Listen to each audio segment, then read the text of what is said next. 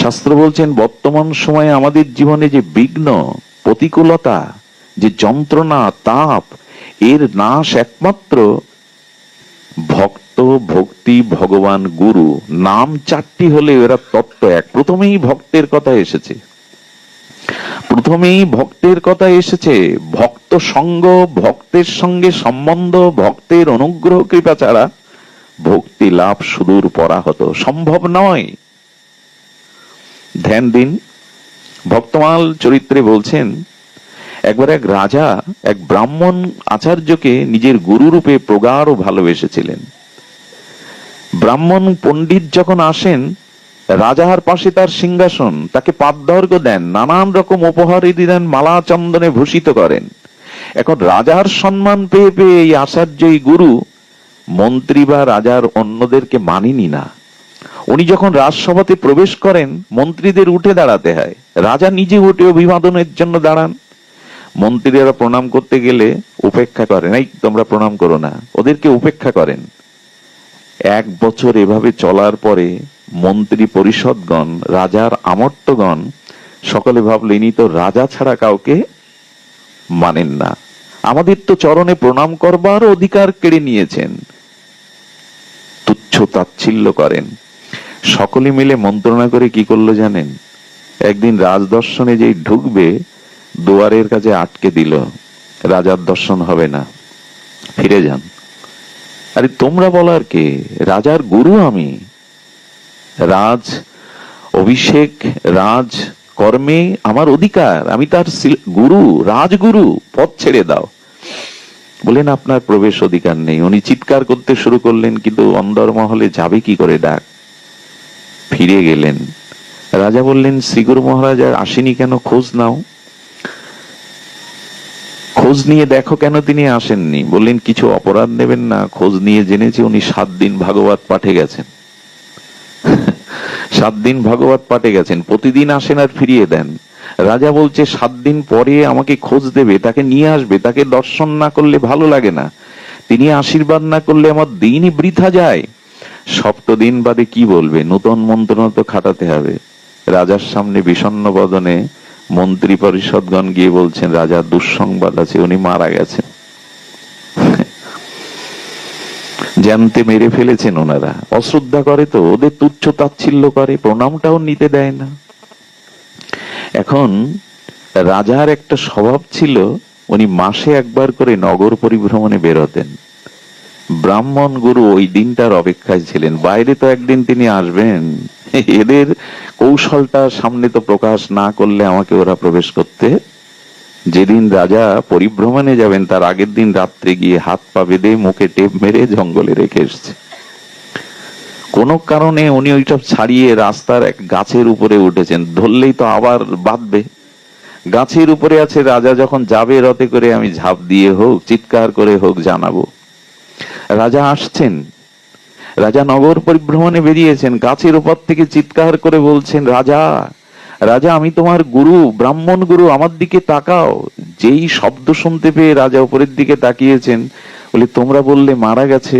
মন্ত্রী বললেন খবরদার ওদিকে তাকাবেন না, ও মরে ব্রহ্মভূত হয়ে আপনার ঘাড়ে লাগবে বলে উপরে আছে, ওদিকে আর চাইবেন না, একদমই চাইবেন, রথ তাড়াতাড়ি চালান। রাজা এদের কথা শুনে, আমার গুরুদেব গাছে উঠবে কেন, শুনে চলে গেলেন। ওই রাত্রেই, কথাটি বলছি কেন, এর গূঢ় অর্থ আছে। ভক্তমালের কথা, এটা বানানো কোনো গল্প নয়। ভক্তমালজি বলছেন, শ্রী ভক্তমাল গ্রন্থ বলছেন, উনি রাত্রে চিন্তা করলেন রাজার দর্শনই যদি পেতে হয়, রাজার অনুকম্পাও যদি পেতে হয়, আগে রাজার এই দাসগণের, মন্ত্রীগণের সাথে আমার সখ্যতা দরকার, এদের সাথে ভাব বিনিময় দরকার। প্রধানমন্ত্রীর সাথে আপনি সরাসরি দেখা করতে পারবেন? আমার বলবার উদ্দেশ্য হলো ভগবানের প্রিয় ভক্তদের সাথে সখ্যতা করুন। তাদের কৃপা না পেলে ভগবানের কাছে কোনোদিনই পৌঁছাতে পারবেন না, আদৌ সম্ভব না। আর আজ পর্যন্ত কেউ যেতেও পারেনি ভক্তি মার্গে, ভগবত চরণে ভক্ত অনুগ্রহ ছাড়া, মহৎ কৃপা ছাড়া কেউ পৌঁছাতে পারেনি, পারার সম্ভাবনা নয়। আচ্ছা, ভগবত লীলা, ভগবত কথা বাদ দিয়ে আমি ভক্ত চরিত্র কথা বলতে কেন শুরু করলাম? কেন জানেন? যেখানে ভাগবত পাঠ হয় সেখানে দেবর্ষী নারদ, ধ্রুব, প্রহ্লাদ এসে বসে। যেখানে রামায়ণ পাঠ হয়, রামচরিতমানস, বাল্মীকি কৃত রামায়ণ, সেখানে কোনো না কোনো রূপে হনুমান আসবেই। কিন্তু যেখানে ভক্ত চরিত্র কথা আলোচনা হয় সেখানে রাধা মাধব আগে শ্রোতার আসনে এসে বসবে, সেখানে আগে ভগবান শ্রোতা হয়ে বসবে। আচ্ছা, ভক্ত কথার কেন এত মহিমা? একবার মা খুব ধ্যান দিয়ে শুনুন। ভক্ত চরিত্র, ভক্ত মহিমার এত মহিমা কেন জানেন? একটু লক্ষ্য করুন। আমি যদি এখন গিরিরাজ গোবর্ধনধারী ভগবানের লীলাটা বলি, আচ্ছা ওই লীলা শুনলেন যে ভগবান অখণ্ড পরতত্ত্ব শ্রীকৃষ্ণ গিরিরাজ ধারণ করেছেন, ওই লীলা শুনে আমাদের জীবনে ওর অনুকরণ করতে পারবো তো আমরা? একটু কথা বলুন, পারবো কি? পারবো না। আচ্ছা, রামচন্দ্র রাবণ বিনাশ করলেন, লঙ্কা বিজয় করলেন, ও লীলা কি আমাদের পক্ষে সম্ভব সেতু বেঁধে? আমি বলতে চেয়েছি, ভগবানের লীলা শুনলে সে লীলা আপনি অনুকরণ করতে পারবেন না, কিন্তু যখনই কোনো সাধু ভক্তের জীবনী চরিতাবলী শুনবেন তখন আপনার সাথে সেই সাধুর চরিত্র মিলে যাবে, আর যার সাথে যার চরিত্র মিলে যায় তার প্রতি তার স্বাভাবিক ভাব অনুরাগ আসে। ভগবানের চরিত্রের সাথে আমাদের চরিত্র মিলাতে পারবেন না, কিন্তু ভক্ত চরিত্রের সাথে আমাদের সবকিছুই মিলবে। কিরকম মিলবে জানেন? যখন এগুলো শুনবেন না মনে হবে ভক্তদের জীবনে, সাধুদের জীবনেও তো আমার মতো এই ঘটনা ঘটেছে, আমিও তো পারবো। তিনি যদি পেরে থাকেন, কিরকম জানেন? তুকারাম, ভক্ত তুকারাম জয় সিয়ারাম জয় সিয়ারাম করেন, সর্বদা রাম নামে জপ করেন, সাধু বৈষ্ণবদের ডেকে এনে রাম গুণগাথা বলেন। কিন্তু কোন কোন সংসারে আছে স্ত্রী বিমুখ, ভক্তি বিমুখ, স্ত্রী সহ্য করতে পারেন না। কোন পরিবারে আবার স্বামীও বিমুখ স্ত্রীর প্রতি, এমনটা তো হয়। তো ওনার স্ত্রী ওনার মুখ তেমন একটা দেখে না, 2 তলা বাড়ি, ওপরে গিয়ে কাপড় কাছেন কিন্তু নিচে আসেন না, ওই যে সাধুদের নিয়ে বসে আলোচনা করছে রাম গুণগাথা, রামচরিত। এখন ওই যে রাম রাম শব্দ যত কানে যাচ্ছে তত ওনার রাগ হচ্ছে। উনি সেই কাপড় কাচা জল আর গামলা সহ ওনাদের মাথার উপরে দিয়েছে ফেলে রাগে।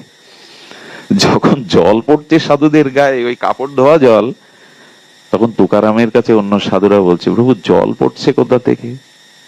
বলেন, ও আপনাদের বলা হয়নি, আজ মেঘ করেছে, মেঘে বিজুরি চমকাচ্ছে, আর সেই বিজুরি চমকানোর সাথে কিছু কিছু বৃষ্টিও পড়ছে, সেই বৃষ্টির জল ওপর থেকে পড়ছে। তার মানে যখন আপনি এই কথাটি শুনবেন তখন আমার স্ত্রীও যদি ভক্তি বিমুখ হয়, সাধুর এই চরিত্রটা তখন আমাকে সান্ত্বনা দেবে, আমিও মেনে নি। ওপর থেকে জল ছুড়ে মারলে যদি ভাবা যায় বৃষ্টির জল পড়ছে, মাঝে মাঝে বৃষ্টিতে তো ভিজি, তাহলে আর দোষ কি? বোঝা যায়। মীরাবাইয়ের বিবাহ হলো, রাজ রানী হলো মীরা, সংসার সুখ। আপনি কেন কষ্ট পাচ্ছেন? মীরারই রানী হয়েও সংসার সুখ হলো না তার। সংসার সুখ সে চায়নি, রানী হতে চায়নি। তো আমার জীবনেও যদি গোবিন্দকে চাইতে হয়, সংসার সুখের মুখে ছাই দিলাম, তাতে আর কি আছে? মিলে গেল। রাধারানীর সাথে মিলাতে পারবেন না, মীরার সাথে মিলাতে পারবেন। মীরা সাধু হয়েছেন, সংসার সুখকে জলাঞ্জলি দিয়েছেন। মানে ভক্ত চরিত্রের মধ্যে আপনি আপনার ভক্তের অভাব আছে, রোগ শোক আছে, যন্ত্রণা আছে, অপমান আছে। আমাদেরও জীবন তো তাই। এই জন্য ভক্ত চরিত্রটা শুনলে নিজের চরিত্রের সাথে, নিজের পরিস্থিতির সাথে মিলে যায়, তখনই মনে হয় তারা যদি পারে কেন আমি পারবো না? কত কলঙ্ক নিতে হয় ভক্তদের। হ্যাঁ, হরিদাস ঠাকুরকে 22 বাজারে বেত্রাঘাত করা হচ্ছে, রক্তাক্ত হচ্ছে ঠাকুর হরিদাস, কিন্তু মুখে হাসি ভরা মুখে নাম নিয়ে যাচ্ছেন। পারবো তো আমরা? সেই উজ্জ্বল নামের জ্যোতিতে, প্রেমের জ্যোতিতে ঠাকুর হরিদাস হাসি মুখে হরে কৃষ্ণ কৃষ্ণ কৃষ্ণ হরে হরে, হরে রাম রাম রাম হরে, নাম নিয়ে চলেছেন হাসি। আমার কি মনে হয় জানেন? হরিদাস শিক্ষা দিচ্ছে 22 বাজারে বেত্রাঘাত, রক্তাক্ত শরীরেও যদি হাসি মুখে নাম নিতে পারি, তো তুমি ঘরে বসে চাদর গায়ে দিয়ে চেয়ারে বসে নাম নিতে তোমার ওই বেত্রাঘাতের মতো এত আঘাত লাগে কেন? ঘুম আসে কেন? অলসতা আসে কেন? আমি যদি বাজারে বেত্রাঘাত রক্তাক্ত শরীরে হাসি মুখে নাম করি, আমাদের বসিয়ে দেন ঘরের মধ্যে চেয়ারে ষোলমালা করতে, আর পাচ্ছি না। 22 বাজারে বেত্রাঘাতের থেকে কষ্ট বেশি মনে হয়। হরিদাস ঠাকুর বলছেন সর্ব অবস্থায় ভগবানের নাম নিতে শেখো। হরিদাসকে যখন বেত্রাঘাত করা হলো, তাকে প্রশ্ন করা হয়েছিল, ঠাকুর আপনার এমন কি অপরাধ, এমন কি পাপ আপনার জীবনে যে আপনাকে 22 বাজারে বেত্রাঘাত পেতে হলো? ভক্তও তো আঘাত পায়, অপমান কষ্ট সহ্য করে। কি উত্তরটা দিচ্ছেন শুনুন, মিলে যাবে আপনার চরিত্রের সাথে। হরিদাস ঠাকুর, আচ্ছা, একবার যে কৃষ্ণ নাম নেয় তার অনন্ত জন্মের পাপ দূরীভূত হয়, প্রারব্ধ তাকে স্পর্শ করতে পারে না। আর হরিদাস তো ব্রহ্মার অবতার, হরিদাস তো প্রহ্লাদের আবেশ। তো তার মধ্যে কোথায় অপরাধ, তার মধ্যে কোথায় পাপ, তার মধ্যে প্রারব্ধ কোথায় যে তিনি ওই কারণে 22 বাজারে অপমান সহ্য করবেন, বেত্রাঘাত পাবেন? কি বলল জানেন উত্তরে হরিদাস? দেখো, কাজীর দরবারে আমি বৈষ্ণব নিন্দা, হরিনামের নিন্দা আমার কানে এসেছিল, সেই অপরাধের আজ পাপটা আমার ক্ষয় হলো বেত্রাঘাতে। ভাবতে পারেন, কাজীর দরবারে নামের নিন্দা আমার কানে এসেছিল, বৈষ্ণব নিন্দা আমার কানে এসেছিল, আজকে সেই অপরাধে আমাকে প্রারব্ধে এটা ভোগ করতে হলো। আপনার জীবনেও কখনো যখন এমন একটা কঠিন প্রতিকূলতা আসে, আপনিও হরিদাসের মতো কেন ভাববেন না আমারও কোনো অন্যায় অপরাধ দোষ ভক্ত চরণে ছিল? তাই মিলে যায় কিনা? সাধু চরিত্র, ভক্ত চরিত্র আপনার জীবনের সাথে মিলবে, ভগবানের চরিত্র আপনি মিলাতে পারবেন না, আপনি মিলাতে পারবেন না। ভক্ত চরিত্র বড় বিচিত্র, এই জন্য তো ভগবানের অত্যন্ত শ্রবণেন্দ্রিয় আনন্দ দেয় ভক্ত চরিত্র গুণগাথা হলে। ভক্ত চরিত্র গুণগাথায় ভগবান অত্যন্ত আনন্দিত হন। সবার সম্মুখে এসে আগে তিনি শ্রোতার রূপে কোন বেশে কোন রূপে এসে বসে যান হরিকথা শোনাবার জন্য। কারণ একটা ছোট কথা একটু বলে রাখি, ভগবানের থেকে বেশি করুণা তার ভক্তদের, ভগবানের থেকে গৌর হতে অধিক কৃপা গৌর ভক্তগণের। কথাটি খুব সাহস দেখিয়ে বলছেন শাস্ত্র। ভগবানের করুণার থেকে কেমন জানেন, প্রহ্লাদ মহারাজকে নৃসিংহদেব বর দিতে চাইলেন, বর নাও প্রহ্লাদ, বর নাও। প্রহ্লাদ কি বর চাইলো জানেন? চাই না কিছু, ইহকালে পরকালে তোমার চরণ ছাড়া ভজন ছাড়া কিছু, তবু নিতে হবে। যাবে তুমি যদি কষ্ট পাও তো কথা দাও, আমি যে বর প্রার্থনা করব তুমি পূর্ণ করবে। নৃসিংহদেব বললেন, প্রহ্লাদ আমি নৃসিংহ রূপ ধরার সাথে সাথে জগৎ আমার তেজে ক্রোধে জগৎ পুড়ে ছারখার হয়ে যেত। আমার এই তেজকে কমানোর জন্য ব্রহ্মা আমার পুত্র আমার সামনে এসে দাঁড়িয়েছিল, আমার তেজ কমেনি। দেবতারা এসে স্তব করেছিল, তাদের দিকে আমার দৃষ্টিই যায়নি। আমার স্ত্রী স্বয়ং লক্ষ্মী আমার সামনে এসেছিল, তাকে দেখেও আমার তেজ, আমার ক্রোধ কমেনি। তবে তুমি যখন আমার সামনে এসে দাঁড়ালে, তোমাকে দেখেই আমার সমস্ত তেজ ক্রোধ কমে গিয়েছিল। তোমাকে অদেয় কি আছে তুমি চাও? প্রহ্লাদ হাত জোড় করেছে, প্রহ্লাদ হাত জোড় করে বলছেন, তবে এই বর দাও। আহা, এই বর দাও প্রভু। শুনুন প্রভু, এই পৃথিবীতে যারা জন্ম জন্মান্তরের পাপ অপরাধের কারণে জন্ম মৃত্যু জরাব্যাধি ভোগ করছে, প্রভু আমার একান্ত নিবেদন, এই বর তাদের সমস্ত অপরাধ পাপ তুমি আমায় দাও, আর আমার যেটুকু ভজন আছে তাদের তুমি উদ্ধার করো প্রভু, এই বর দাও। এই করুণা ভগবান নৃসিংহদেবের চোখ ছলছল করে উঠল। প্রহ্লাদ, তুমি জগতের সমস্ত পাপীদের পাপ অপরাধ নিয়ে তোমার স্বীকৃতি তাদের দিয়ে তুমি জন্ম মৃত্যু হতে তাদের উদ্ধার করবে। এই হলো ভক্তের করুণা। বিস্মিত হলেন নৃসিংহদেব। প্রহ্লাদ, ধন্য তুমি, ধন্য তুমি। একজন ভক্তই পারে এরকম বড় হৃদয়ের পরিচয় দিতে। ভগবানের থেকে অধিক করুণা তার ভক্তগণের, তার ভক্তগণের কৃপা করুণা। এই জন্য ভক্ত কৃপা না হলে আমাদের ভব সংসার ক্ষয় হবে না। এখানে শ্রী মুচুকুন্দর একটি শ্লোক আমি প্রায় আপনাদের আস্বাদন দান করি। এটি বহুবার শুনেছেন, তবু পুনর্বার একবার আমরা আস্বাদন করি। ভবাপবর্গ ভ্রমত যদা ভবের জনস্য তৎ অচ্যুত সৎসমাগম। মুচুকুন্দ বলছেন, সৎসঙ্গ হি জহি তदैব সদ্গত পরাবেশে তৈ জায়াতে মতি।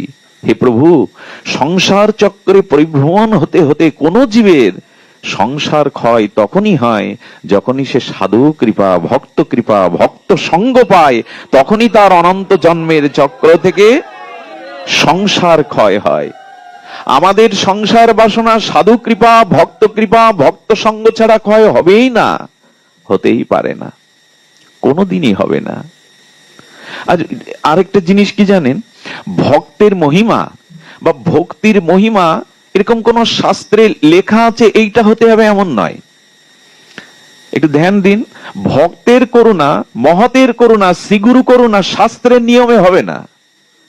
শাস্ত্রে যেভাবে নিয়ম আছে, এরা করুণাকে ছাপিয়ে যায়, এদের শাস্ত্রকেও ছাপিয়ে যায়। ধ্যান দিন, শাস্ত্রে যেভাবে প্রেম ভক্তির বিধি লেখা আছে, ভক্তগণের চরিত্র বড় বিরল, ভক্তের করুণা বড় বিরল। তাদের কারুণ্য, তাদের করুণা শাস্ত্রের বিধিকে ছাপিয়ে গেছে। কিরকম জানেন, হ্যাঁ, একবার এক রাম ভক্ত হনুমান ভক্ত যেতে যেতে দেখছেন হনুমানজির একটি মূর্তি। আচ্ছা, রাস্তার পাশে ভারতবর্ষে দেখবেন অনেক মূর্তি তৈরি করা থাকে। উনি দেখে ওনার কষ্ট হচ্ছে, আমার প্রিয় হনুমানজিকে এভাবে রোদ বৃষ্টি ঝড়ে আগলা রেখেছে।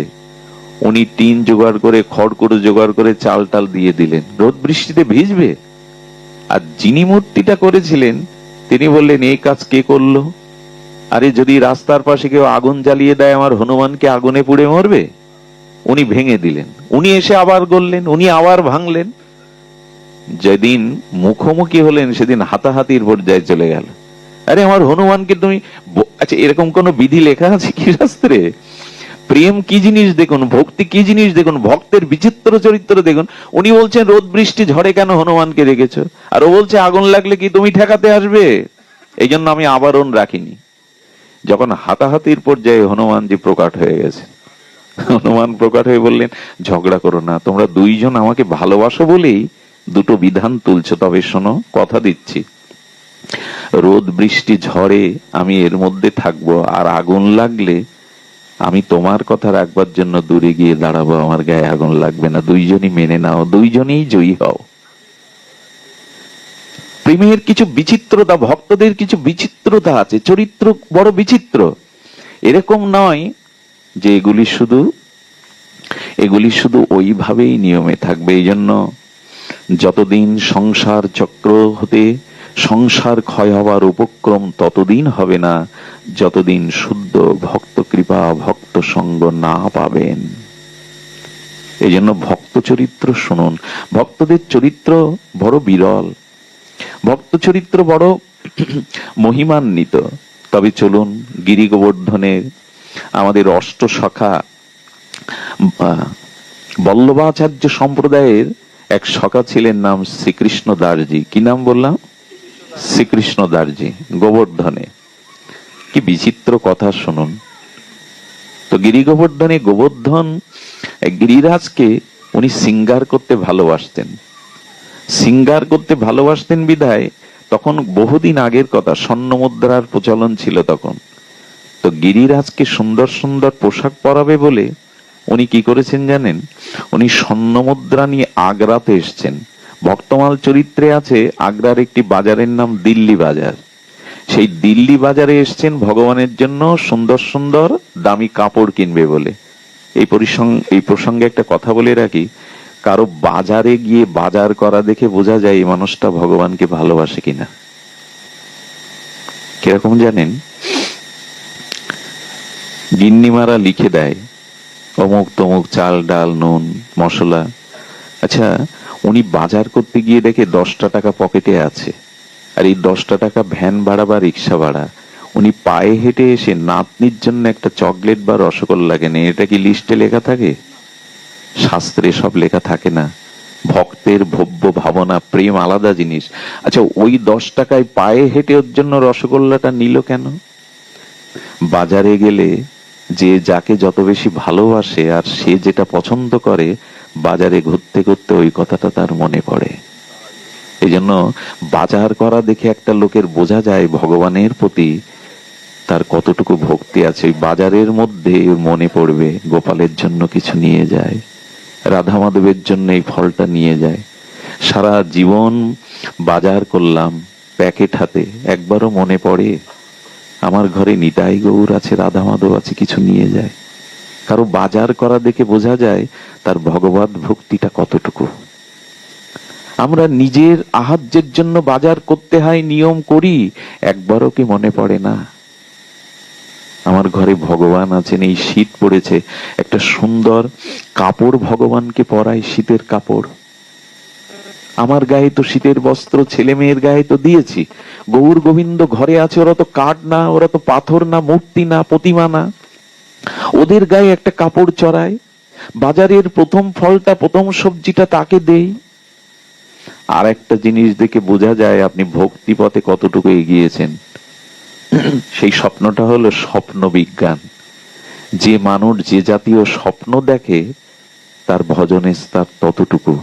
যারা অধিক নাম করে, যাদের ভিতরে কপটতা নাই, যারা সহজ সরল হয়ে ভগবানকে ভজন করে, এরা প্রায়শ ধামের স্বপ্ন, কোনো ভগবানের লীলার স্বপ্ন, কোনো শুদ্ধ গুরুদেবের স্বপ্ন, যমুনা গঙ্গার স্বপ্ন অধিক দেখেন। অর্থাৎ আমাদের স্বর্গস্বামীরা যখন দু চার দণ্ড বিশ্রাম নিতেন, স্বপ্নেও তারা রাধা মাধবকে দেখতেন, স্বপ্নেও তার লীলা দেখতেন। একজন মানুষ কি জাতীয় স্বপ্ন দেখে, দেখে বোঝা যায় তার ভজনের স্তর কতটুকু, তার ভজনের স্তর কতটুকু। স্বপ্ন কাকে বলে? অনন্ত জন্ম ধরে হৃদয়ে যে ভাবনাটা গভীর ভাবে ভেবেছেন, যে কর্মের ছাপটা আপনার হৃদয়ে এঁকে আছে, সেই কর্ম বা ভাবনার প্রতিফলন হলো স্বপ্ন। একদিন খুব নাম করবেন, সাধু সেবা করবেন, একদিন হরিকথায় সারাদিন মেতে থাকবেন, দেখবেন কোনো না কোনো দিব্য স্বপ্ন আপনাকে স্পর্শ করবে। স্বপ্ন দেখে বোঝা যায় এই মানুষটার মানসিক স্থিতি কোন স্তরের। এই জন্য বাজারে উনি গেছেন, দিল্লি বাজারে গিরিধারীর জন্য কাপড় কিনতে। কিনেছেন, ভালো ভালো কাপড় কিনেছেন। এই শীতের সময় বিগ্রহের গায়ে শীতের বস্ত্র দেবেন মায়েরা, শীতের বস্ত্র দেবেন, গোপালকে দেবেন, রাধা মাধবকে দেবেন। তো উনি কিনেছেন, কাপড় কিনে যখন আসছেন তখন কি দেখছেন জানেন? তখন দেখছেন এক নর্তকী বাইজি বাজারে দুটো অঙ্গভঙ্গিমা নৃত্যকলা দেখিয়ে টাকা ছুড়ে মারবে, দর্শকরা নৃত্য করছে। ওইখানে বাবাজির যাওয়ার প্রয়োজন আছে? কৃষ্ণদাস বাবাজি কি করেছেন? কৃষ্ণদাসজি উনি লোকের ভিড় ঠেলে গিয়ে সেই পতিতা, সেই বাইজির নৃত্যকলা তিনি দেখছেন। দর্শকরা তো আর ছাড়ে না কটু কথা বলতে, বাবাজি লেগে গেছে, বাবাজিরও মন লেগে গেছে। কে কার কথা শুনে? অপলক নয়নে ওর নৃত্য দেখছে। সবাই যখন টাকা ছুড়ে দিয়ে ওর গাতে গুজে দিয়ে চলে গেল, রঙ্গভঙ্গিমা, ওর এই জড় দেহটা দেখে, সৌন্দর্য দেখে, তখন হঠাৎ বাইজি প্রশ্ন করেছে, কি বাবাজি, আপনার তো এখানে এই নৃত্য দেখার কথা না? বলছেন, তোমার কাছে একটা অনুরোধ আছে, রাখবে? বলেন, আমার কাছে কি অনুরোধ? বলেন, আমার একজন শেঠ আছে, সেই শেঠকে তুমি তোমার এই নৃত্য দেখাবে। নৃত্যটা ভালো লেগেছে, ভালো লাগার কারণে দেখে দেখে মনে করেছেন আমার গিরিধারীকে যদি এ জাতীয় নৃত্য দেখাতে পারতাম তিনি কত আনন্দ পেতেন। একটা কথা বলি, হাতে কারো যদি সুচ থাকে আর পেছনে সুতা থাকে, সুতাটা কি খুঁজে বেড়ায়? ছুঁচের কি খুঁজে বেড়ায়? ছিদ্রটা তো। ভক্তের ভাব কেমন জানেন? যেখানে যে সুন্দরতা সে দেখে, আনন্দকে দেখে, মনে হয় আমার ঠাকুরকে আনন্দের ভাগ দিতে পারতাম। সুতো যেমন ছুঁচের ছিদ্রটা অন্বেষণ করে, ওর মধ্যে প্রবেশের চেষ্টা করে, ভক্ত তিনি যিনি সব পরিস্থিতিতেই ভগবান কি করে আনন্দ পাবে সেই চেষ্টা করেন। এই চেষ্টাটাই তার ব্রত। উনি মনে করেছেন এই নৃত্য কলা কৌশল বড় অপূর্ব, যদি গিরিধারীকে এই নৃত্য দেখাতে পারতাম। একবার ভেবেছেন ভক্তের ভাবনা কোন স্তরে? শাস্ত্রে এরকম লেখা আছে, ভালোবাসার ধর্ম দেখুন, প্রেমের ধর্ম দেখুন। ওকে বলছেন, আচ্ছা আমি তোমার শেঠকে নাচ দেখাতে পারি, তোমার শেঠ ধনী তো, আমি কিন্তু অর্থের বিনিময়ে নৃত্য করি। কৃষ্ণদাসজি বলছেন, আমার সেটের থেকে বড় ধনী এ ব্রহ্মাণ্ডে কেউ নেই। আচ্ছা, আগাম তোমাকে আমি 5 স্বর্ণ মুদ্রা দিচ্ছি, চলো আমার সাথে। 5টা স্বর্ণ মুদ্রা হাতে দিল। উনি গোবর্ধনে যখন নিয়ে যাচ্ছেন, কেউ কেউ থুতু ফেলছে। বাবাজির মতিভ্রম হলো, বাইজি নিয়ে এসেছেন গিরি গোবর্ধনে। ওনার মনের কথা কে আর জানবে গো। মন্দিরে নিয়ে যাওয়ার পরে বলছেন, তুমি হাত পা ধুয়ে ভালো করে সেজে এসো, নুপুর টুপুর পরে এসো। নুপুর পরার পরে বলছেন, কই আপনার সেট কই, পরিচয় করিয়ে দিন, যে নিত্য দেখবে, যার জন্য আনলেন আমাকে। মন্দির দুয়ার খুলে দিয়েছে। দুয়ার খুলে দিয়ে বলছেন, ওই আমার সেট বসে আছে, ওকে তুমি তোমার নিত্য দেখাও। বাইজি বলছেন, আপনি কি উন্মাদ, আপনি পাগল? হ্যাঁ, একটা মূর্তি বসে আছে, তার সামনে আমাকে নৃত্য করতে বলছেন? মূর্তি কি কখনো নাচ দেখে? আমি নাচতে পারবো না। আর 5টা স্বর্ণ মুদ্রা দিয়ে বললেন, ফিরে যেও না, আমার শেঠকে তুমি আনন্দ দাও, তাকে নিত্য কলা দিয়ে খুশি করো। যখন বলছে আমি চললাম, ক্রোধান্বিত হয়ে গেছেন কৃষ্ণদাসজি। ও, তোমার এই রক্ত মাংসের পচাগালা দেহের যারা নরক চিন্তা করে, কুচিন্তা করে তোমার দেহকে উপভোগ করে বাজারে, তুমি তাদের জন্য নাচছো। যার সামনে নাচলে, যাকে আনন্দ দিলে তুমি জীবনে পরম আনন্দ পেতে, জীবন ধন্য হতো, তার সামনে নাচবে না। যেই ক্রোধ করেছেন, পতিতা ওখানে মূর্ছিত হয়ে পড়ে গেছে। সাধুর তেজ তো, ভগবানের শুদ্ধ ভক্তের তেজ তো। যখন ওর চেতনা ফিরল, কি দেখলো জানেন? ভক্তমাল বলছেন, দেখছে গোবিন্দ ত্রিভঙ্গ মুরারি বংশীধারী হেসে হেসে বলছেন, আমাকে আনন্দ দাও, আমাকে আনন্দ দাও, নিত্য করো তুমি। ভগবান দর্শন দিয়ে দিলেন, সাক্ষাৎ ত্রিভঙ্গ মুরারি, স্মিত হাস্যে মুরলীধারী। সেই তেজ দেখে সেই পতিতা নেচেছিল সারা জীবন, তবে গোবিন্দের জন্য ছাড়া জীবনে আর কোনোদিন সে বাইরে নাচেনি। এটা কে করবে এই কৃপা? একজন বাজারের পতিতাকে, নর্তকীকে শ্যাম সুন্দরের কাছে এনে কৃপা করিয়ে দিলেন। ভক্ত এই করুণা করতে পারে, ভক্তই করুণা করতে পারে। আপনি যদি কখনো ভক্তের অনুগ্রহ, ভক্তের কৃপা দৃষ্টি আপনার প্রতি পড়ে না, তবে ভগবান আপনাকে আত্মসাৎ করে নেবে, ভগবান আপনাকে আত্মসাৎ করে নেবে। ভক্তমাল চরিত্রে বড় বিচিত্র কথা এসেছে। এইসব এই প্রেম বা ভক্তি, এগুলো কোন নিয়ম বাধা নিয়মে নয়। আপনাদের মনে পড়ে করমাবাইয়ের কথা? এও ভক্তমালে আছে। গ্রন্থটা প্রাতঃস্মরণীয়, বন্দনীয় চরণ। হ্যাঁ, বৈষ্ণব সেবার মূর্তিমন্ত বিগ্রহ ছিল। মুরারি মোহন দাস বাবাজি মহারাজ যখন বঙ্গদেশে আসতেন, আর তো তাকে পাবো না, তিনি বলতেন, যার ভজনে গোলমাল আছে সে যেন ভক্তমালটা ঘরে রাখে। এ দেখলেই আপনার সমস্ত গোলমাল মিটে যাবে, যদি ভক্তমাল গ্রন্থ শ্রী ভক্তমালটাকে দেখেন। এটা অপূর্ব কিছু বিচিত্র চরিত্র। হ্যাঁ, বেনাজি বলে একটা ভক্ত চরিত্র আছে। এখানে ভক্তমাল বলছে, বেনাজি তখন শিশু, আর ওই শিশু যে ঘরে জন্মেছেন, শিশু অবস্থায়, বালক অবস্থায় একজন সন্ত সাধু এসেছিলেন ব্রজধাম থেকে। তিনি তার শালগ্রাম শিলাকে সাক্ষাৎ গোবিন্দ জ্ঞানে অর্চন করতেন। ওই বাড়িতে 1 সপ্তাহ ছিলেন এই মহাত্মা। উনি সকালে উঠে ঘি মাখাতেন বিগ্রহকে, অভিষেক করতেন দধি দুগ্ধ পঞ্চামৃত দিয়ে, তিলক করে দিতেন, শৃঙ্গার করতেন, পোশাক দিয়ে সাজিয়ে আরতি করতেন এবং ওনার মহিমা গুণকীর্তন করতেন। ওই যে বেনাজি, ওই ছোট্ট, ওদের ওই রকম নাম বেনাজি। ওই শুনতে শুনতে, বিগ্রহ দেখতে দেখতে দেখতে মনে ওই বিগ্রহের প্রতি তার অনুরাগ জন্মে গেছে, পরম অনুরাগ জন্মে গেছে। 7 দিন বাদে যখন মহন্ত বিদায় নেয়, চরণে পড়ে গেছে। বেনাজি চরণে পড়ে গিয়ে বলছেন, হে সাধু, তোমার ঠাকুরকে আমায় দিয়ে যাও। উনি ভাবছেন শিশু তো, একটু কিছু টাকা, একটু চকলেট, একটু খাবার দিলেই ও বায়না ছাড়বে। ওকে যখন ওইসব দিতে যাচ্ছে, আমি কোনো কিছু চাই না, ঠাকুরকে চাই। আমি 7 দিন ধরে তোমার সেবা দেখেছি, অর্চন দেখেছি, আমাকে দিয়ে যাও, আমি ওকে ভালোবেসে ফেলেছি। একটা কথা বলি, আমাদের জীবনে ভক্তি বাধা হয়ে দাঁড়াচ্ছে কোথায় জানেন? ভক্তি বাধা হওয়ার কথা ছিল না, কিন্তু এই লীলাটি আমাকে একটু স্মরণ করিয়ে দেবেন। এই প্রসঙ্গে একটা কথা বলে রাখি, ভক্ত খুব মন দিয়ে শুনতে হবে, খুব ধ্যান দিয়ে শুনতে হবে। আমাদের ভজনে প্রগতি কেন হচ্ছে না? প্রেম ভক্তি এত করুণা পেয়েও, এত হরিনাম পেয়েও, এত সদ্গুরুদেবের কৃপা পেয়েও হচ্ছে না কেন জানেন?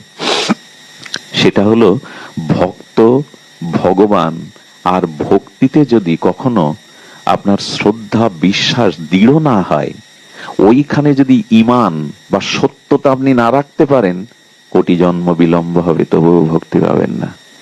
কথাটি আমি মনে হয় বোঝাতে পারলাম না। এই তিন জায়গাতে, ভক্তের কাছে, শ্রীগুরু বা ভগবানের কাছে, ওইখানে আপনার আদর্শ শ্রদ্ধা চুল পরিমাণ যদি চির ধরে যায়, কোটি জন্ম লেগে যাবে। আর যদি আদর্শ রেখে দেন, কি ঘটনা শুনুন, ভক্তমাল বলছে 1,00,000 টাকা নিয়ে এক শেঠ তাড়া খেয়েছে ছিনতাইকারীদের কবল হতে, প্রাণে টাকাটা বাঁচাবে বলে, নিজে বাঁচবে বলে জঙ্গলে গিয়ে পলিয়েছে যাতে ওটা রক্ষা করতে পারে। ঠিক সেই মুহূর্তে গভীর জঙ্গলে মধ্যরাত্রে এক চোর মা ভবানীর মন্দিরে গিয়ে বলছে, মা তুই তো আমাকে রক্ষা করিস সারা জীবন, চুরিতে যেন আজ ধরা না পড়ি, মা এই কৃপা কর। ওকে শেঠ ডেকে কি মনে করেছে জানেন? মনে করছেন এত রাত্রে মন্দিরে যিনি মার সামনে বসে প্রার্থনা করছেন তিনি নিশ্চয়ই সাধু, নিশ্চয়ই কোন সন্ত সাধু। এটা মনে করে উনি কি করেছেন জানেন? এটা মনে করে তাড়াতাড়ি তার হাতে টাকাটা দিয়ে বলছেন, বাবা আমাকে বাঁচান, এই অর্থটাকে বাঁচান, এটা আমার সম্বল। বলেই উনি, আপনি রক্ষা করুন, আমার পেছনে ছিনতাইকারীরা তাড়া করেছে। উনি জঙ্গলের মধ্যে লুকিয়ে গেলেন। চোরের হাতে 1,00,000 টাকা সেদিনের সময়, ঘটনাটা 1000 বছর আগে। উনি কি করেছে জানেন? মা ভবানীর দিকে তাকিয়ে বলছেন, মা সব জায়গায় অশ্রদ্ধা অবিশ্বাস আমি রেখেছি, কিন্তু তোর সামনে কখনো আমি কপটতা করিনি মা, তোর সামনে তোর বিশ্বাসটা আমি কখনো হারাইনি। এই দেখুন ভক্তি কাদের লাভ হয়। সেই 1,00,000 টাকা নিয়ে 2 ঘন্টা বসে থাকলেন। উনি আসার পরে যখন ওনাকে টাকাটা ফিরিয়ে দিচ্ছেন, তখন চরণে প্রণাম করে বলেন, প্রণাম করবেন না, আমি প্রণামের যোগ্য নই, আমি দাগী চোর, মায়ের কাছে আসি মার আশীর্বাদ নিতে, যাতে চুরিতে ধরা না পড়ি। বলেন, এই টাকা পেয়েও কেন আপনি আত্মসাৎ করলেন না? বলেন, আর যাই হোক, যার সামনে এসেছি তার সামনে আদর্শ থেকে চ্যুত হতে পারবো না। আমরা ভগবানকেও ফাঁকি দিতে শিখেছি, ভগবানের সামনেও আমরা চালাকি করি, ভেতরে এক বাইরে আর এক রকম ভাব দেখায়। উনি কি ওটা জানেন না? কপট চাতুরী যতদিন আছে, কোটি জন্মেও ভজনে প্রেম প্রাপ্তি। এই জন্য সরল হলে ভগবান তাকে গ্রহণ করেন। ভক্তের কাছে কখনো কপটতা করবেন না। ভক্তের কাছে যদি নিজের দুরাচার বৃত্তিও কখনো তুলে ধরতে হয়, চরিত্রের অন্ধকার দিকও তুলে ধরতে হয়, ওইখানে ফাঁকি দিবেন না। ভক্ত হলো ভক্তবৎসল, করুণা, তারা কারো অপরাধকে গণনা করে না। ভক্তও যেমন ভগবান কারো অপরাধকে লক্ষ্য না করে আপনার বর্তমানকে দেখে, যে আপনি হরি বলছেন এটাই দেখে, অতীতকে দেখে না। আরে পুতনা বেশ ধরেছে মায়ের, অন্তরে কামনার বিষ, গোবিন্দকে জিঘাংসা হত্যা করবার জন্য কালকুট স্থানে বিষ, বুকে পাপ, আর রূপ ধরেছে মায়ের, কিন্তু কামিনী। এত কিছু নিয়ে যখন গোবিন্দের সামনে গেলেন, গোবিন্দ চোখ বন্ধ করেছিলেন পুতনাকে দেখে। ভগবান দেখবেন, ভগবান তুমি চোখ বন্ধ করলেন কেন? বললেন, পুতনার হৃদয়ে জিঘাংসা, বুকে বিষ, আর ও নকল মার বেশ ধরে কামিনী রূপ ধরে এসছে। যাদের ভেতরে বিষ আছে, কপটতা আছে, ছল আছে, আমি তার দিকে তাকাতে পারি না। তাদের দেখলে আমি ওইখানে সরল হবেন, নিষ্কপট হবেন, গোপন কিছু করবেন না। ভক্ত ভগবানের কাছে ওরা ক্ষমা করতে জানে, ওরা কারো দোষ অন্বেষণ না করেই কৃপা করতে পারে। সাধুরেব সামন্তব্যং, গোবিন্দ বলেছেন, অবিচেত সুদরাচার মাম অনন্য ভাগ। পৃথিবীর শ্রেষ্ঠ দুরাচারী হয়েও যদি কেউ নিষ্কপটে শ্রদ্ধালু আমার কাছে আসে, তাকে সাধু বলে সম্মান করবে। কারণ অচিরেই সে সাধু হয়ে যাবে, তার মধ্যে কপটতা নাই, লোক দেখানো ভাব নাই, অচিরেই সে সাধুরেব সামন্তব্যং। পেছনেরটা দেখো না। আরেকটি কারণে গোবিন্দ পুতনাকে দেখে চোখ বন্ধ করেছিলেন। কি কারণ জানেন? আমার কাছে যে একবার আসে, আমাকে যে বুকে তুলে নেয়, আমি তার অতীতের কর্ম পাপ এগুলি দেখি না, দেখলে তাকে কৃপা করতে পারতাম না। আচ্ছা, আপনার আমার অনন্ত জন্মের পাপগুলি যদি আমার পিতা মাতা আমার স্ত্রী পুত্র দেখানো যে তোমার অনন্ত জন্মের পাপ, ওরা আগের মতো আমাকে আর শ্রদ্ধা করতে। কিন্তু ভগবান চোখ বন্ধ করে বলেন, আমি তোমার অতীত পাপ দেখবো না, অতীত অপরাধ দেখবো না, তুমি যে আমার কাছে এসেছো এই বর্তমানটাই দেখে তোমায় কৃপা করব। এই দয়ালুর কাছে আমরা যাই না। এমন ক্ষমাশীল বদান্য কৃতজ্ঞ ভক্ত ভগবানের কাছে আমরা যাই না। এই বানাজি কি করেছেন, বললেন আমার ঠাকুরকে দিয়ে যান, ওই ঠাকুরই চাই। উনি যখন দেখলেন কান্নাকাটি করছে, বললেন ঠাকুর দেওয়া যায় নাকি নিজের ঠাকুর? উপাসনার তত্ত্ব দেওয়া যায়? মা বাবা এসে বোঝাচ্ছে তোকে এই কিনে দেবো ওই কিনে দেবো, কান্নাকাটি করে হাত পা ছুড়ে বলছে ওই ঠাকুরই চাই। সাধু দেখলেন ওর যথাযথ অনুরাগ হয়েছে, কিন্তু আমি তো আমার বিগ্রহ দিতে পারবো না। ওকে সান্ত্বনা দেওয়ার জন্য রাস্তায় গিয়ে একটা কালো পাথর নিয়েছে, কালো পাথরটাকে আবার একটু ঘষে মেজে ওইখানে একটু তিলক করে দিয়ে ওদের সিংহাসনে রেখে বলছে এদিকে আয় দেখ। আর ওনার ঠাকুরটাকে নিচে রেখেছেন, আর যে 20 আনা পাথরটাকে তিলক করে আসনে রেখেছেন। বলে দেখ তোর এই ঠাকুরের সৌন্দর্য দেখ, তোর এই ঠাকুর রাজা আর আমার এই ঠাকুর ওই ঠাকুরের প্রজা দাস। শিশুকে তো বোঝাতে হবে।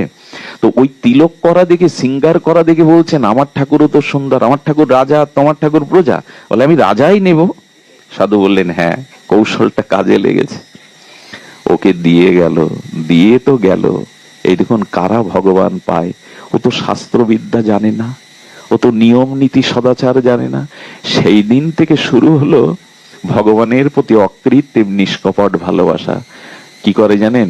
লাল তিলক দেবে বলে, আলতা পরা দেবে বলে বাচ্চারা ওই যে কাঠের খড় গুঁড়ো ওইটা পেষণ করে, করে জল দিয়ে রক্তাক্ত পানা লাল করে তিলক দেয়, বনের ফুল দিয়ে দেয়। চললো এমনি করে তার নিষ্কপট ভালোবাসা। কিছুদিন পরে ভোগ লাগাতে শুরু করলো। ভোগ লাগিয়ে ছোট পর্দা দিয়ে এপারে বসে থাকে। ঠাকুর তুমি তো কারো সামনে খাও না, আমি পর্দা দিয়ে দিয়েছি, এবার খাও। কয়েকদিন ঘরে গিয়ে দেখে প্রসাদের থালা সেই প্রসাদই আছে, খায় না। তখন চিন্তায় পড়ে গেল আমার ঠাকুর খায় না কেন, আমার ঠাকুর কেন প্রসাদ নেয় না। একদিন সরাসরি ভোগের থালা দিয়ে বলছে দেখো ঠাকুর, আমি তো শিশু, আমি মন্ত্র আমি তন্ত্র তেমন কিছু জানি না, তবে এইটুকু বলি তুমি খাও। তুমি যদি না পাও না, তবে শুনে রাখো আজ থেকে আমিও জল আহার ছেড়ে দিলাম। ওইটুকু ছেলের মধ্যে ওই পাথরের বিগ্রহকে অনুরাগ জন্মে গেছে, ভালোবাসা জন্মে গেছে। গোবিন্দ তখন চিন্তা করলেন ওর মধ্যে তো কপটতা নেই, ওর মধ্যে তো ছল নেই। এই ভালোবাসাটাই উনি হাত পেতে চান মানুষের কাছে, জীবের কাছে। নিষ্কপট ভালোবাসা আমায় দাও। ওইটুকুর কাঙাল আমি। যেই 2 দিন না খেয়ে পড়ে রয়েছে, হঠাৎ ও তো মন্দিরের মধ্যে ভোগ লাগিয়ে পড়ে থাকে, দেখছে যে আঙুল চুষলে, আস্বাদ্য বস্তু চুষলে যেমন একটা শব্দ হয় না চপচপ করে, এরকম শব্দ হচ্ছে। শব্দটা শুনেই তাকিয়ে দেখে ও যা দিয়েছিল সেইগুলো গোবিন্দ চেটে চেটে পাচ্ছে, আর শব্দটা হচ্ছে। ও তবে তোমার করুণা হলো, তবে তোমার দয়া হলো, কষ্ট দিতে ভালো লাগে তাই না? সেই দিন থেকে গোবিন্দের সাথে তার সখ্যতা শুরু হলো। ওই বিগ্রহকে নিয়ে ও গাভী রাখতে, গোপাল পালন করে, গরু রাখতে যায়, ওকে নিয়ে যায়, বটের ছায়ে বসিয়ে রাখে। রাখতে রাখতে এমন হলো ভগবান প্রকট হয়ে যান ওর ভালোবাসায়। শিশুরূপে বলে দেখো তোমার যখন ইচ্ছা করবে আমাকে দেখতে, আমাকে ডাকবে, প্রকট হয়ে যান। একদিন বলছে শোনো, সারা দিন তুমি গরু চড়াও, দায়িত্বটা আমায় দাও না, আমি গল্প শোনাতে বসিনি আপনাদের। ভক্তমালজি বলছেন প্রকট হয়ে গোবিন্দ বলে তুমি পারবে, তোমার কেমন কোমল কোমল হাত পা, তুমি পারবে? বলে নিয়ে এই অভ্যাসটা আমার অনেক জন্মের, আমি গোপাল, আমি গরু রাখার অভ্যাসটা আমার অনেক জন্মে, ছেড়ে দাও না, আমার উপর ভাত দিয়ে দাও। সারা দিন গোচারণ করে, বিকালে ফিরে এসে বিগ্রহের মধ্যে প্রকট অপ্রকট হয়ে যান, একসাথে বাড়ি আসে। 2 বছর পরে ওই মহাত্মা ওর বাড়িতে এসেছে। কি গো তোমার গোপাল কই, তোমার ঠাকুর কই? বলে ঠাকুর গোচারণ করতে গেছে, গরু রাখতে গেছে। বলছে ওর এখনো সেই পাগলামি আছে দেখছি। বলে গোচারণে গেছে? বলে হ্যাঁ। তখন ওর বাবা মা বলছে দেখুন কি হয়েছে, ও বিগ্রহকে খাওয়ায়, প্রসাদের থালায় প্রসাদ থাকে না, একটা দিব্য গন্ধ ভেসে আসে, কি ঘটছে আমরা বুঝতে পারছি না। বলে ওর সাথে নাকি গোপাল গরু চড়ায়। তখন বলছেন, আচ্ছা সাধু বাবা, গোপাল গরু চড়াই, তুমি বিশ্বাস করছো না আমার বাবা মার মতো? বলে দেখাতে পারিস? বলে চলো না, আমার গরুগুলো মাঝে মাঝে আমাকে বিশ্রামের জন্য ওই নিয়ে যায়, চলো না। যেই গোষ্ঠে এসেছে, গোবিন্দ একটা নীল গায়ের পিছনে ঘুরে বেড়াচ্ছেন। গোপালকে দেখে হেসে বলছেন, শোনো সখা, আমার গুরুদেব এসেছে, ওনাকে ওনাকে ওনাকে একটু দেখা দিতে হবে। বললেন, সহজ পেয়েছো? তোমার মতো সরল পেয়েছো? আমি সবার কাছে ধরা দেই না, ও আমাকে দেখতেই পাবে না। তখন কি বলছে জানেন? শোনো সখা, আজ তোমার আমার মিলন ঘটিয়ে দিয়েছে আমার গুরুদেবী। উনি যদি কৃপা না করতেন আমি তোমাকে পেতাম না, তোমার সাথে আমার সম্বন্ধই হতো না। তবে জেনে রাখো, ওনার করুণাতেই আমি তোমাকে, তুমি আমাকে পেয়েছো, ওনাকে বঞ্চনা করা যাবে না। যে এই কথা চোখের জলে বলে ফেলেছে, গোবিন্দ প্রকট হলেন। গুরুদেব গোবিন্দকে প্রণাম করছেন না, ওর চরণেই পড়ে গেছে। সারাটা জীবন বিগ্রহকে ভালোবেসেছি, সেবা করেছি, আজ তোকে পথের নুড়ি দিয়ে অনুরাগে ভালোবেসে ভগবানকে গোষ্ঠে গোরলাখাল বানিয়েছিস, কি তোর মহিমা! একমাত্র ভক্তের কাছেই ভগবান এগুলি ধরা দেয়। আমরা কপট, আমার মতো যারা, তারা আদর্শ ঈমান রাখতে পারিনি। ভেতরটা যদি একটু শুদ্ধ হতো, একটু সরল হতো, ভগবান পেতে, প্রেম পেতে বিলম্ব হয় না। সূর্য উঠলে অন্ধকার দূরীভূত হতে দেরি করে না। এই শ্রদ্ধাটা, বিশ্বাসটা খুব দরকার। আরেকটি ঘটনা বলবো ভক্তমাল থেকে, বড় বিরল ঘটনা। ঘটনাটা আমাকে খুব নাড়া দিয়েছে। আপনারা তো বিজ্ঞ শ্রোতা, অনুভবী শ্রোতা। সারা বাংলাদেশের মধ্যে আপনাদের অঞ্চলের শ্রোতাদের অনন্য একটা, আমি মাঝে ভারতে গিয়েছিলাম হরিকথার জন্য। ওখানে বলছে, বাবা এই যে ভাঙ্গা, ফরিদপুর, মকসেদপুর এই অঞ্চলটা কারা বাস করে? কেন বলছেন? বললেন, আমরা মাঝে মাঝে লাইভে দেখি, আমরা মাঝে যে ইউটিউবে দেখি, কি নীরব হয়ে এত গভীর রাত্রে তারা হরিকথা শুনছেন, সহস্র সহস্র ভক্ত। ওখান থেকে কি বলে জানে ওরা? আমাদের হয়ে তাদের চরণে একটা প্রণাম দেবেন, তাদের মতো ভক্তি আমাদের নেই। ওরা বারবার বলে, আমাদের হয়ে বাবা একটা প্রণাম দিবেন। আপনাদেরই একথা বলা যায়? এত হরি কথার আগ্রহ, উৎকণ্ঠা, ব্যাকুলতা, তৃষ্ণা আপনাদের ভাবা যায় না। বিপ্লবদার একটা পা নষ্ট, জানেন? ফরিদপুর থেকে বাবুদা ওরা যেভাবে ছুটে এসে রাস্তায় দৌড়ায়, আপনাদের অনুভূতিগুলো দেখে মনে হয় আমার জীবনে যেটুকু চাওয়া পাওয়া তা পূর্ণ হয়েছে আপনাদের সান্নিধ্য পেয়ে। এত হরি কথা প্রেমিক, এত হরি কথা উৎকণ্ঠা আপনাদের।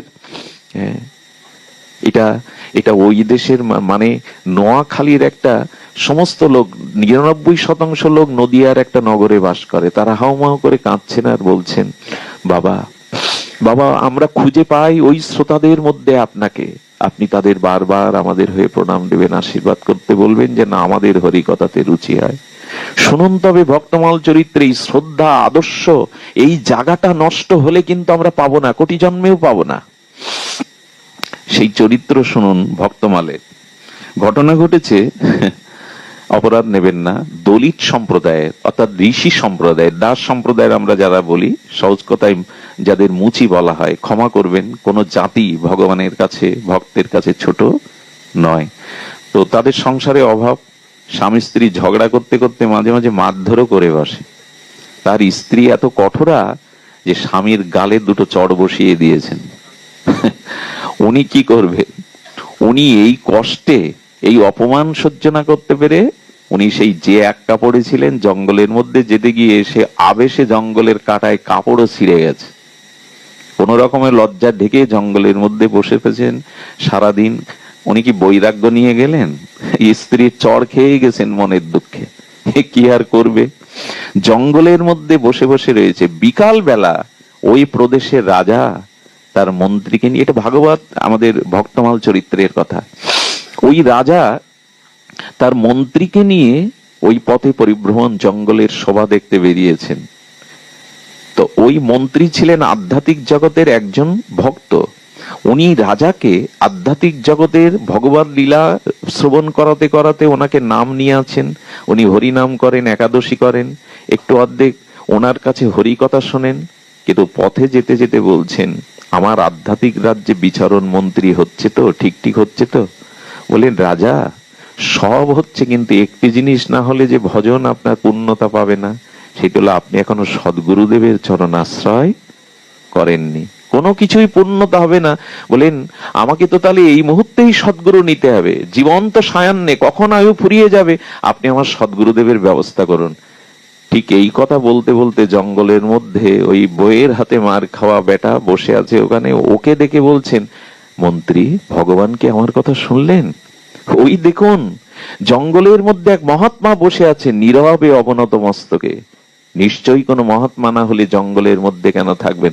মন্ত্রী বললেন, ভাগ্য আপনার, যান রথ থেকে নেবে, ওনাকে বন্দনা করুন, ওনাকে প্রণাম করুন।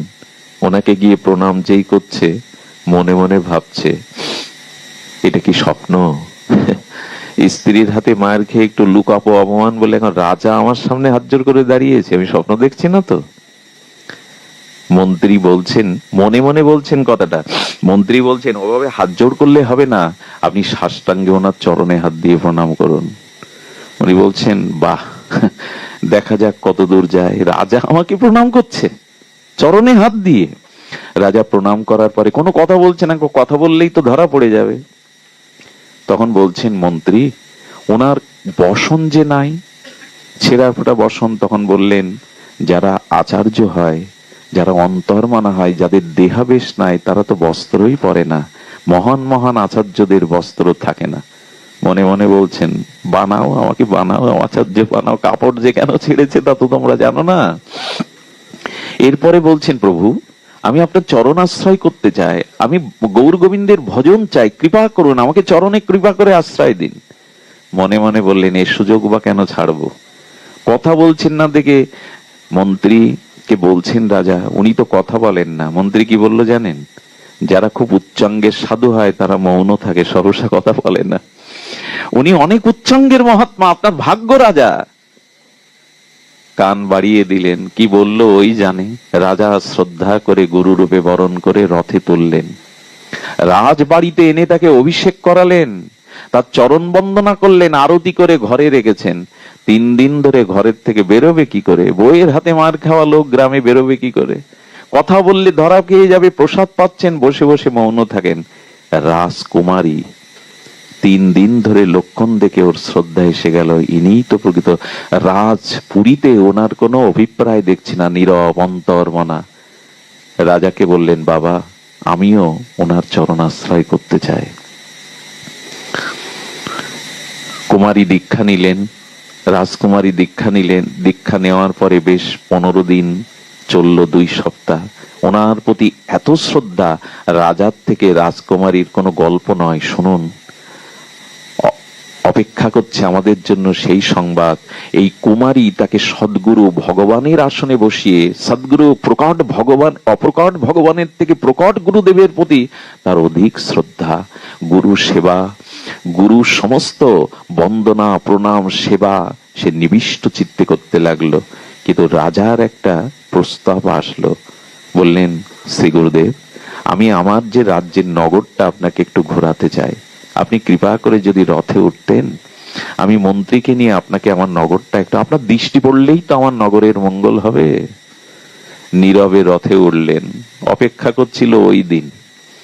বউ দেখতে পেয়েছে রথের উপরে আমাদের ওই লোকটা না, ও দৌড়াতে দৌড়াতে রাস্তায় এসে দাঁড়িয়েছে, হাতে একখানা লাঠিও নিয়েছেন। বেটা 15 দিন খোঁজ খবর নাই, ঘরে আমাকে এইভাবে রেখে। রথে যখন দেখেছে, বলে, বারে, রাজার রথে এই পোশাকে? রাজা, রাজা মশাই দাঁড়ান, আমার একটা নিবেদন শুনুন। কে কার কথা নেই, দৌড়াতে দৌড়াতে রথের সামনে হাত দাঁড়িয়ে, আপনি রাজা, ন্যায়পাল, আমাকে উপেক্ষা করতে পারেন না, আমি আপনার প্রজা, আমার একটা নিবেদন অন্তত শুনুন, ন্যায় বিচার করুন। কি বিচার তোমার? ওকে ঘাট ধরে আগে নাবান। 15 দিন সংসারের খোঁজ নেই, লুকিয়ে আছে আমার হাতে মার খেয়ে, ওকে আগে লাবান। তখনও নীরব, কিছু তো বলার নেই। রাজা একবার ওনার স্ত্রীর দিকে, একবার গুরুদেবের দিকে তাকাচ্ছেন। গুরুদেব, উনি আপনার স্ত্রী, উনি যা বলছেন তার সত্য, কি বলবে? কথা না বাড়িয়ে রথ থেকে নেবে স্ত্রীর পেছনে পেছনে যেতে লাগলেন। রাজা বড় ব্যথা পেলেন। বললেন, জীবনে সদ্গুরুদেবের আশ্রয় নিতে গিয়ে এত বড় প্রবঞ্চনায় পড়লাম, বাড়ি যখন নামবেন বরণ ডালা নিয়ে কুমারী দাঁড়িয়ে আছে, গুরুদেব অভিষেক করে ঘরে ঢোকাবে। বাবা, শ্রী গুরুদেব কোথায়? বলেন, আর একবারও তার নাম নেবে না। শ্রী গুরুদেব কোথায়? দাস কোথায়? বইয়ের হাতে পিটানি খাওয়া অভদ্র। বাবা, দ্বিতীয়বার যদি আপনি গুরুদেবের নামে কিছু বলেন, আমি আপনার কন্যার থেকে চ্যুত হয়ে যাব, পরিচয় দেব না যে আমি আপনার কন্যা। দেখুন শ্রদ্ধা কি করতে পারে। আদতেও হলো এই শ্রদ্ধা, এখানে কপটতা রাখেন না। শ্রদ্ধা যদি দৃঢ় হয়, ভক্তমাল প্রমাণ দিচ্ছে তার জীবনে কি হয় দেখুন। দ্বিতীয়বার যদি শ্রীগুরু সম্পর্কে আপনি কোনো উক্তি করেন, আমি আপনার কন্যার পরিচয়ে জীবনে আর দেব না, আমাকে ফিরিয়ে এনে দিন। আমার ভগবানকে, আমার গুরুদেবকে আপনি ফিরিয়ে এনে দিন। আরে তোকে কি করে বোঝাবো, গুরু হওয়ার যোগ্য নয়। ঘরে দৌড় দিয়ে মেয়েটি বলল, পিতা শুনে রাখুন, আজ থেকে জল অন্ন ছেড়ে দিলাম, যতদিন শ্রী গুরুদেব না আসবে ততদিন আমি অন্ন জল গ্রহণ করব না। একদিন, 2 দিন ঘরে বসে বসে শুধু কাঁদেন, গুরুদেব সবাই আপনাকে চিনতে পারিনি। শ্রদ্ধা রাখুন, যাকে পেয়েছেন সেই গুরুদেবের চরণে শ্রদ্ধা রাখুন। বলছেন যে আমি আপনি না হলে জীবনই রাখবো না। 5টা দিন জলান্ন ধুলায় ধূসরিত, আর জলান্ন না পেয়ে কাঁদছেন, ভগবানের আসন টলে গেল।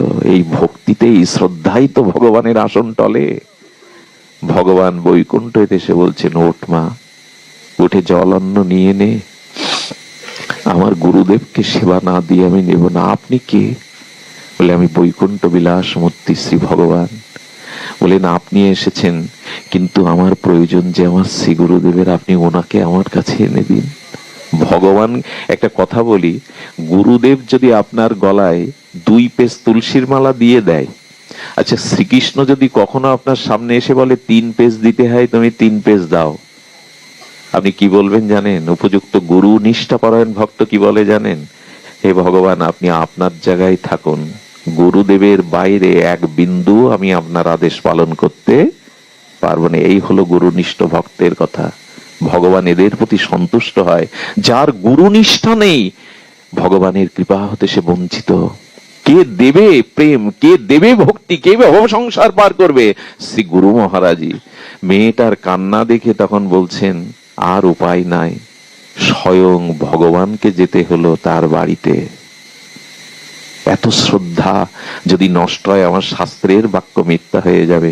তাকে নিয়ে এসে বলছেন, মা তোর গুরুদেবকে এনেছি, তোর যে শ্রদ্ধা ভক্তি, চল মা, নিত্য লোকে চল, বৈকুণ্ঠে চল। ভগবান, যেতে পারি যদি আমার গুরুকে সাথে নিতে দেন, তা না হলে আমি যাব না। আমার শ্রী গুরুদেব যদি সাথে যায় আমি যেতে পারি। ভগবান বললেন, ধন্য তুমি, এমন শিষ্য পেয়েছ শ্রদ্ধালু, চলো তুমি আমার সাথে। তখনই ও মুখ খুলল, তখনই বলছেন, আমিও যেতে পারি, আমার স্ত্রীকে যদি আপনার সাথে নেওয়ার অনুমতি দেন। একজনের শ্রদ্ধা কোথায় নিয়ে যেতে পারে, এটা গল্প নয়, ভক্তমাল চরিত্রে সাক্ষ্য দিয়েছেন।